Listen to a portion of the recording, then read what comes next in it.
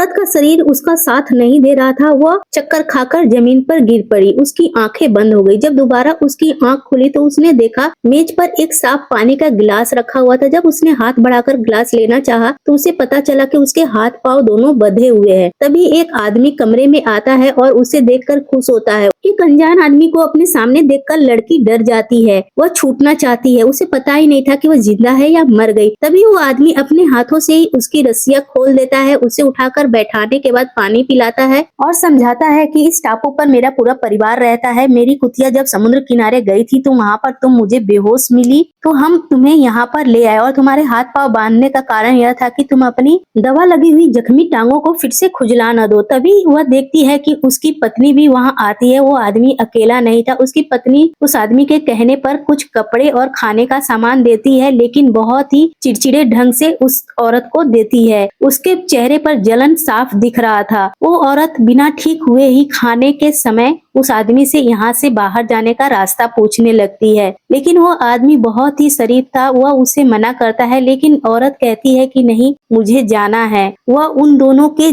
बीच के झगड़े का कारण नहीं बनना चाहती थी। चुपचाप उठकर वो उन लोगों से दूरी बना लेती है। अगली सुबह उठकर वो अपने कपड़े बदलती है और वहाँ से जाने की इजाजत मांगने लगती है। तभी बाहर से एक जोरदार चीख सुनाई देती है। आदमी दौड़कर जब बाहर जाता है तो देखता है कि उसकी पत्नी के हाथ में एक बकरे का सिर है। उसकी पत्नी घबराए हुए आवाज में बतलाती है कि समुद्र किनारे कुछ लोग आए हुए हैं जिन्होंने हमारे पालतू बकरे को मारकर खा लिया है। यह सुनकर इस औरत की आंखों में उम्मीद जाग जाती है और उससे वह पूछती है कि सचमुच वो लोग वहाँ पर है। इस बार उस आदमी की पत्नी उस औरत का साथ देती है और तुरंत उसे समुद्र की ओर भेज देती है। औरत जी जान लगाकर दौड़ते हुए समुद्र के पास आती है, फिर भी उसे देर हो जाती है। वह देखती है कि नाव समुद्र में आगे बढ़ चुकी थी। वो तुरंत ही अपने जेब से एक आईने का टुकड़ा निकालती है और उस नाविक की ओर चमकाने लगती है। जब उस नाविक के चेहरे पर रोशनी जाती है तो अपनी दूरबीन से देखता है कि समुद्र में डूबी हुई उसकी पत्नी सही सलामत किनारे की तरफ खड़ी है। वो फिर से वापस आता है और दोनों मिल जाते हैं।